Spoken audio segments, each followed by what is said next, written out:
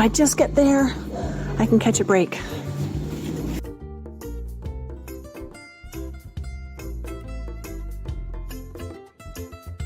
Joy Lab.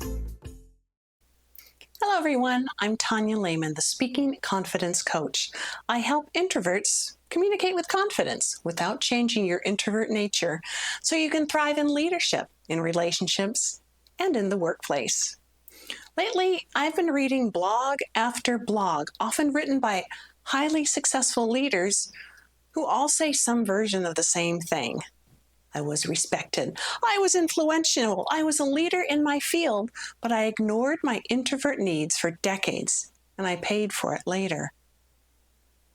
These are people who led well, but they led at the expense of themselves. And now they're telling you, this is what I should have done, but that's when they're retired. I want you to do the right thing as an introvert leader now, so you don't have to wait decades and have the consequences in your health and emotional sanity.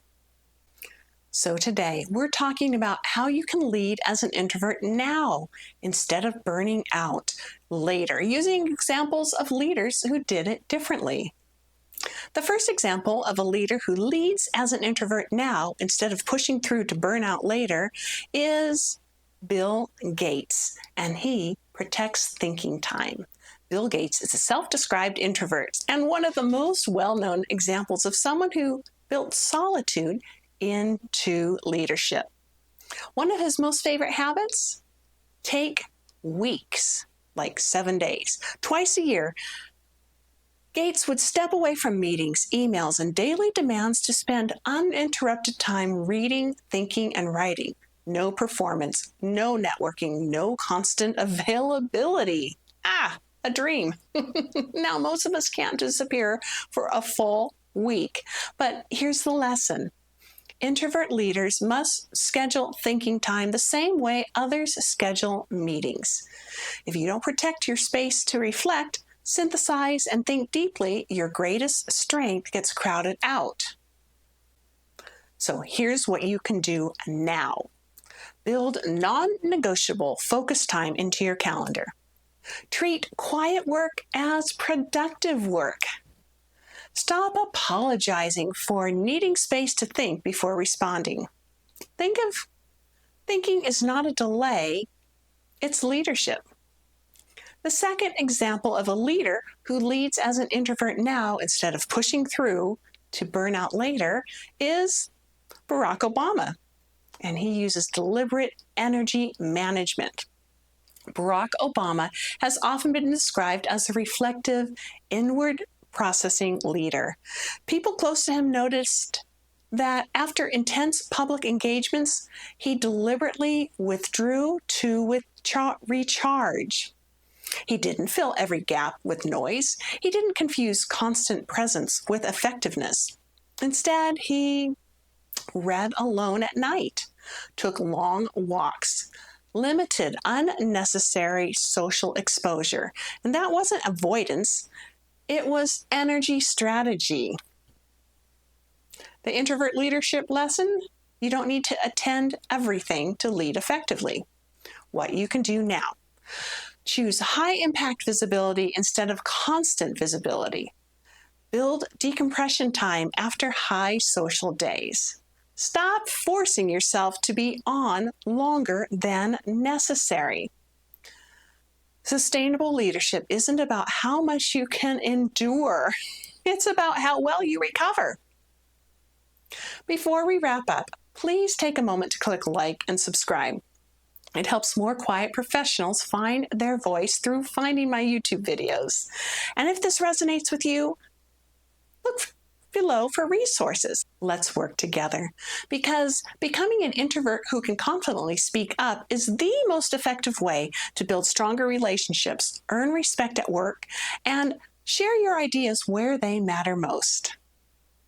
The third example of a leader who leads as an introvert now instead of pushing through to burnout later is Angela Merkel.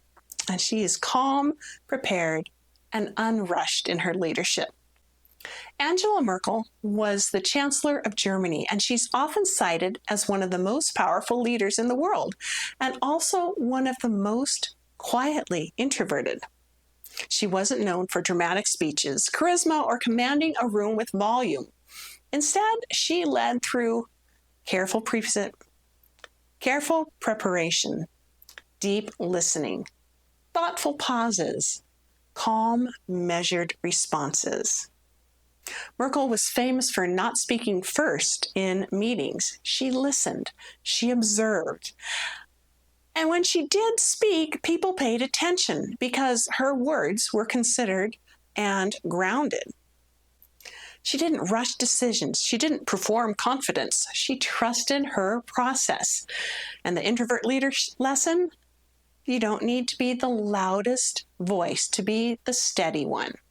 Here's what you can do now. Give yourself permission to listen before responding. Prepare ahead instead of thinking out loud. Let silence work for you instead of fearing it. Merkel showed the world that calm is a form of authority and that introverted leaders can guide entire nations without burning themselves out. I recently read a post by a senior leader who said, "I was successful but waited too long to honor my introvert side." You don't have to wait. You don't have to earn rest. You don't have to postpone solitude. You don't have to become someone louder to be taken seriously.